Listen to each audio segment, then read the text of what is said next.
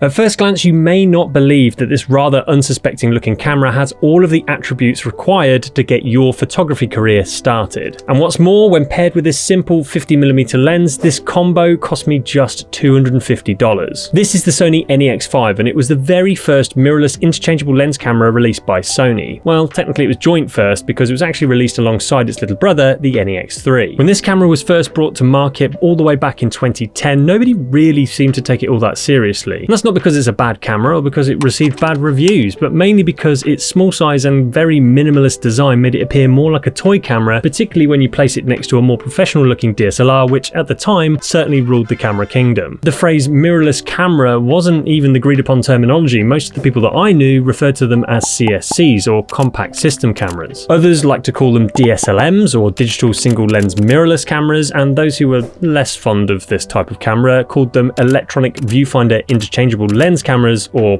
EVIL for short. Truthfully, I think the only thing manufacturers at the time, like Sony, did know about this type of camera is that without the need to add a big bulky mirror box like on a DSLR, they could make these mirrorless cameras much smaller, and I mean, much smaller. So they clearly just went all in and played to this strength by making cameras like the NEX-5 as small as physically possible. And they did this by simply removing as many dials and buttons whilst maintaining the internal components, which were very similar to that found in a DSLR. And that made this camera incredibly small, but pretty mighty. Unlike competing micro four thirds cameras from Panasonic and Olympus that were released around the same time, this camera packs in a larger 14.2 megapixel APS-C size sensor. And that made it appealing to DSLR users who are used to that size sensor in their camera. And despite it not having the physical mode dial that you'd expect on a DSLR, it does still have all of the MASP shooting modes that you would expect to see on a DSLR, as well as a bunch of beginner-friendly auto modes. In fact, by default, this camera has a bunch of these handy pop-up tips to help newbies better understand some of the camera settings, how they work, and what they're used for. There's even a surprisingly detailed 85-page beginner's guide to photography built into the camera. But obviously, as you get more experienced and you need less of these features, this camera also has the rather unique ability to evolve with you. You can start by deactivating the pop-up tips and then tailor this camera further by reassigning some of the button controls to suit your own shooting style. Now obviously there are going to be some downsides to owning a camera this old and this small, and the biggest thing is obviously a lack of an EVF. This means composing all of your shots has to be done via this screen, but luckily it is fairly large and pretty bright and also is able to tilt and pull away from the camera, aiding you with shooting at lower angles. There's also no hot shoe, mic port or headphone jack either, so attaching peripheral devices is not really an option, albeit for this tiny little clip-on flash, which is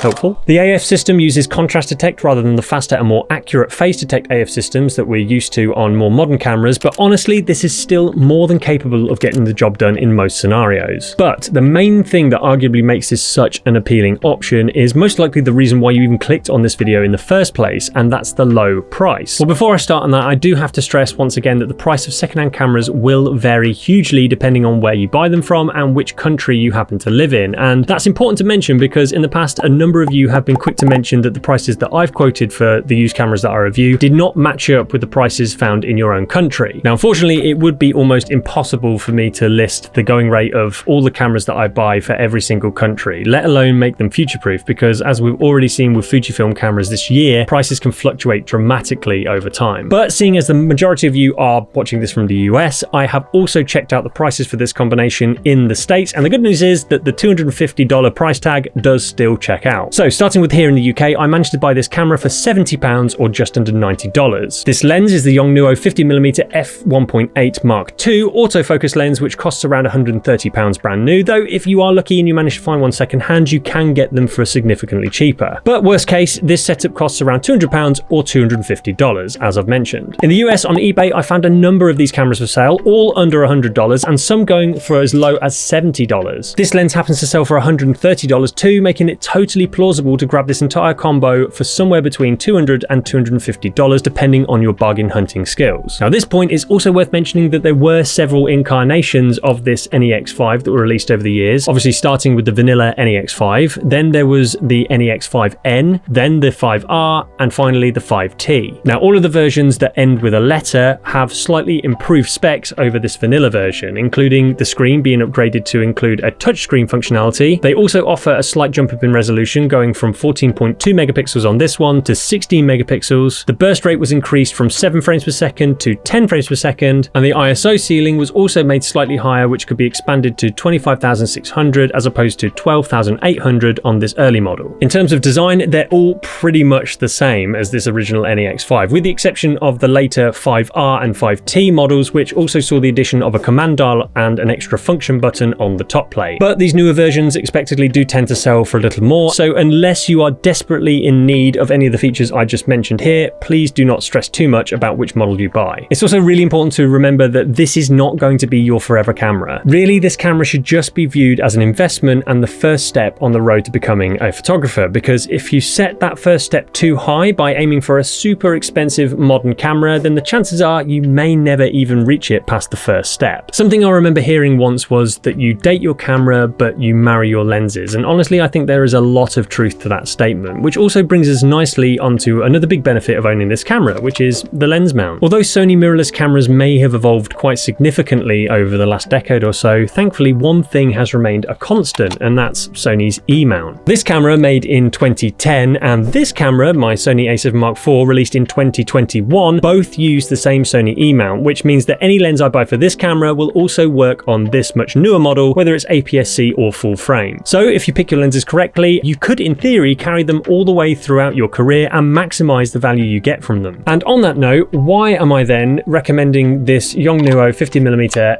f1.8 lens that costs only $130? Well, you may have heard of the term Nifty 50 before, and if you haven't, it simply refers to these cheap 50mm lenses, and there's at least one of these things available for just about every lens mount going. What makes these lenses so nifty is that they offer a fast maximum aperture of f1.8, which means it's great for shooting in low light conditions, but also using this wide maximum aperture will create a super thick and defocused background, which typically is the effect that most clients will associate with professional photography. Now, these lenses are relatively small, lightweight, and this size and weight aspect is certainly something you need to consider when buying a camera like this that is just so small, because strapping on a huge monster of a lens to the front is not only going to be pretty unwieldy, it's also going to look slightly ridiculous. I should also add that because this camera has an APS-C size sensor, this Nifty 50 will create images that appear closer to something like a 75mm lens on a full frame camera. Alternatively, if you wanted to shoot with something slightly wider, then you could opt for something like this TTArtisan 35mm f1.8 autofocus lens, which has only just recently been released and costs around $150. Once you factor in the 1.5 times crop, this lens provides a look that is closer to a full frame 50mm, allowing you to pack more into the frame. Plus, it also features a stronger metal build and isn't that much bigger or heavier than this Yongnuo 50mm, so it still feels reasonably comfortable to use on this much smaller body. But in either case, these lenses combined with this camera are more than capable of capturing professional looking images with bags of detail. Just like most of the mirrorless cameras, this NEX-5 can shoot in RAW too, and the files it creates offer a surprising amount of dynamic range, allowing you to pull back details in the highlights and shadows should you accidentally over or underexpose an image. I think the saddest thing about owning a camera like this is that the reality is it may only share a very small portion of your entire photography journey with you, but the skills and opportunities that it provides you with, they'll last a lifetime.